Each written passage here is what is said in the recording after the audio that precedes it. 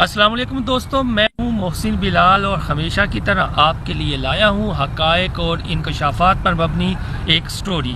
یہ کہانی ہے ٹھیلے پر پراندے والے نوجوان کی جو ارب پتی بن جاتا ہے، اور ساتھ میں آپ کو یہ بھی بتاؤں گا کہ ایک شریف النفس باپ کا لختے جگر سیاسی اشرافیہ اور پاکستان کی ڈیپ سٹیٹ کے سہولت کاروں کے شہزادوں کے گینگ کا حصہ کیسے بنا۔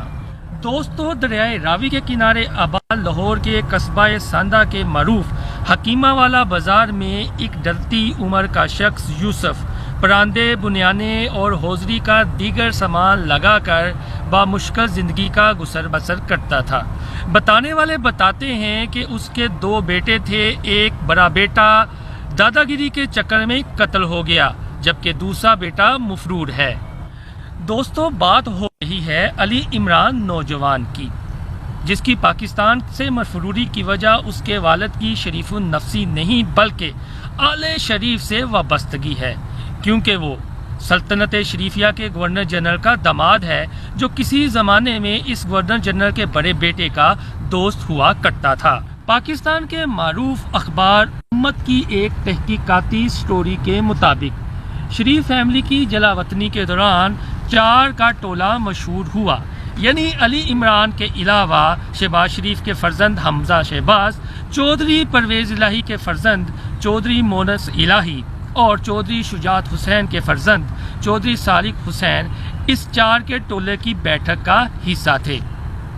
حمزہ شہباز کو تنہائی کا ساتھی مل گیا اور ان کی روز بروز بڑھتی ہوئی قربت آخر رشتہ داری میں بدل گئی، یعنی شہباز شریف کی بیٹی رابعہ شہباز کی شادی علی عمران سے ہو گئی۔ حمزہ شہباز نے علی عمران بارے اپنے والد کو بتایا تو انہوں نے علی عمران کی شریف النفسی سے متاثر ہو کر یہ رشتہ قبول کر لیا، اور شاید شریف فیملی بھی اسی طاق میں تھی کہ انہیں اسی طرح کا ایک کردار چاہیے تھا جو ان کے پس پردہ کاروبار کی حفاظت کرے اور سہولت کار بنے۔ قصہ یوں ہوتا ہے کہ چودھری برادران کی عنایت کی وجہ سے مشرف دور میں 2004 میں رابعہ شہباز پاکستان آتی ہیں اور اپنے پیا علی عمران کے گھر سدھار جاتی ہیں، اور یوں ایک ککھ پتی کا بیٹا ارب پتی گھرانے کا داماد بن جاتا ہے۔ 2004 سے 2008 تک علی عمران کو کوئی نہیں جانتا، لیکن اس کے بعد اس کی لاٹری نکل آتی ہے اور وہ آسائشوں کے سمندر میں غوطہ لگاتا ہے۔ کہتے ہیں کہ ایک مینڈک نے تالاب میں غوطہ لگایا اور وہ مگرمچھ بن کر نکل آیا۔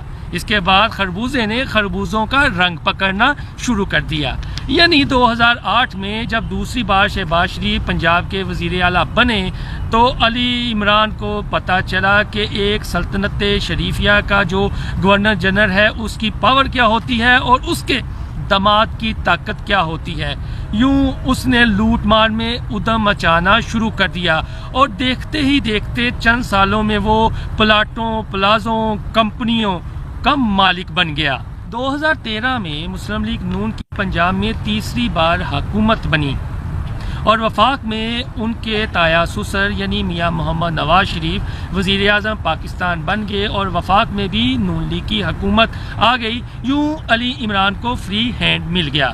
نیب کی تحقیقاتی رپورٹ کے مطابق صرف گلبرگ کے علاقے میں علی عمران 100 پلاٹوں کا مالک ہے، جبکہ اس کے علاوہ لاہور کی معروف شاہراہ MM عالم روڈ پر علی پلازا، علی سینٹر اور علی ٹاؤن بھی علی عمران کی ملکیت ہیں، اور اس کے اثاثہ جات کی جو مالیت ہے وہ اربوں میں بنتی ہے۔ مزے کی بات یہ ہے کہ علی عمران کے کالے دھندے کے نگران اس وقت CIA لاہور برانچ کے اسپیشل انکاؤنٹر آفیسر تھے۔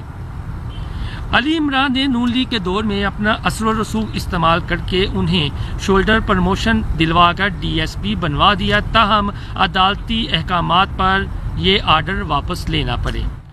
نیب نے جب علی عمران سے سارے کالے دھندوں کا ثبوت مانگا تو انہوں نے صرف ایک پیشی بکتی اور ثبوت فراہم نہ کیے، بلکہ لندن کا ویزا کٹوایا اور پہلے سے وہاں پر موجود نواز شریف کے سپوتوں یعنی حسن نواز اور حسین نواز کے پاس سکونت اختیار کر لی۔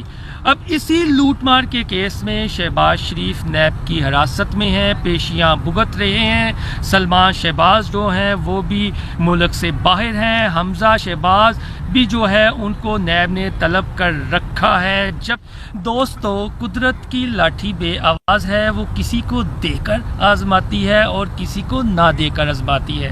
علی عمران کی کہانی میں میرے آپ سمیت لوٹ مار ایسوسی ایشن کے لیے ایک سبق پنہا ہے۔ علی عمران نے بھوک بھی دیکھی اور جب وہ آلے شریف کا داماد بنا تو آسائشیں بھی، لیکن وہ آسائشوں میں کھو گیا، اپنی اصلیت سے کٹ گیا۔ آج اس کی جائیداد بھی ضبط ہے اور ملک کی زمین بھی اس کے لیے تنگ ہے۔ اپنا بہت سارا خیال رکھیے گا۔ خدا حافظ۔